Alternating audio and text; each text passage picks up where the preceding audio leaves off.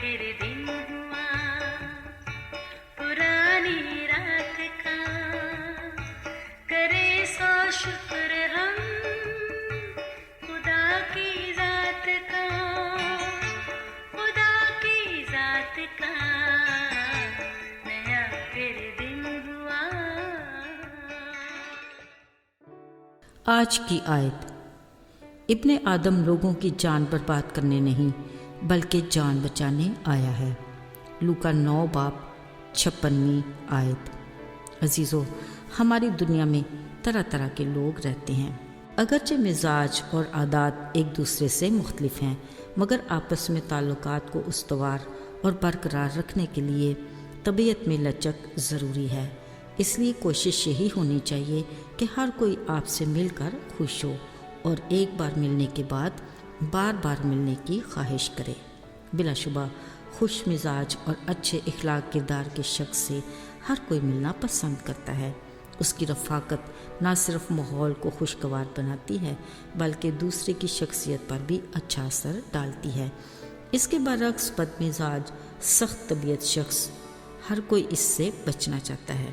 اگرچہ ایسے لوگوں سے مکمل کنارہ کشی تو اختیار نہیں کی جا سکتی، کیونکہ ہماری روزمرہ زندگی میں اکثر اوقات ایسے لوگوں سے ہمارا واسطہ پڑتا رہتا ہے۔ بعض اوقات یہ بھی ہوتا ہے کہ ان ناقابل برداشت لوگوں کی وجہ سے ہم خود بھی بد مزاج بن جاتے ہیں، جس کے نتیجے میں بد تہذیبی جنم لیتی ہے۔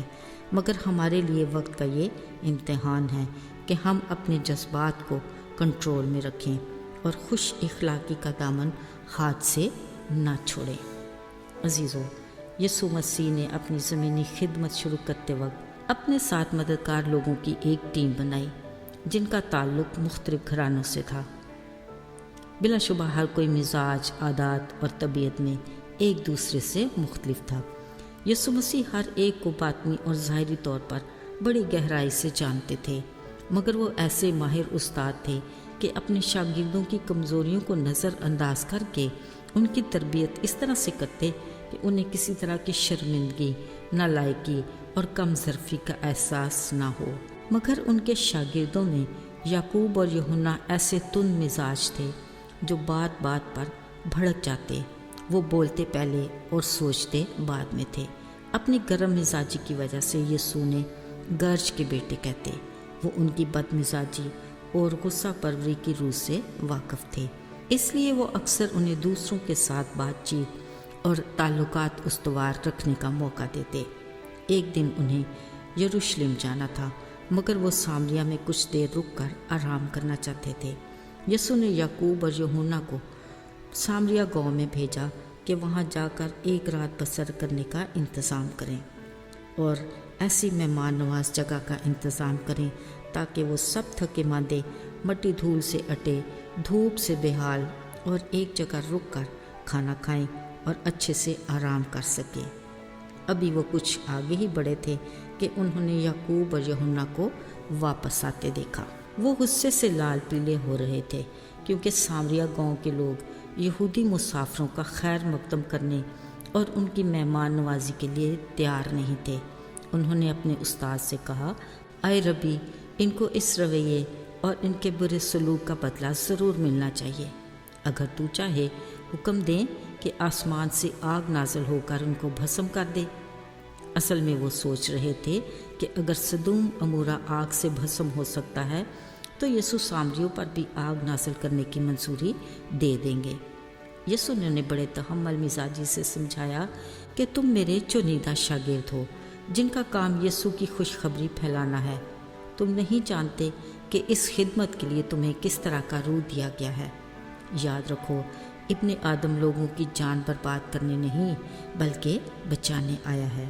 عزیزو، خدا کے کلام میں لکھا ہے کہ یسوع کی رفاقت اور تربیت کے زیر اثر ان کی زندگی میں ایسی تبدیلی آئی کہ وہ اپنے بے لگام روح پر فتح مند ہوئے۔ ساتھیو، بلا شبہ ہم بھی اپنے مزاج، عادات اور طبیعت میں ایک دوسرے سے مختلف ہیں، مگر جب ہم اپنی پرانی انسانیت کو چھوڑ کر مسیح میں نئی مخلوق بن جاتے ہیں تو وہ ہمارے بدن کو اپنا مقدس بنا کر اپنا پاک روح ہم میں بسا دیتا ہے۔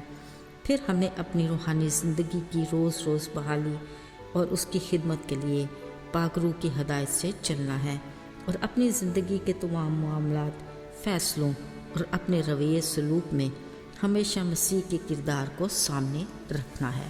عزیزو، شاید ہم یہ سوچ رہے ہوں کہ تب تو یسوع جسمانی طور پر اپنے شاگردوں کے ساتھ رہتے تھے اور ان کی تربیت کیا کرتے تھے۔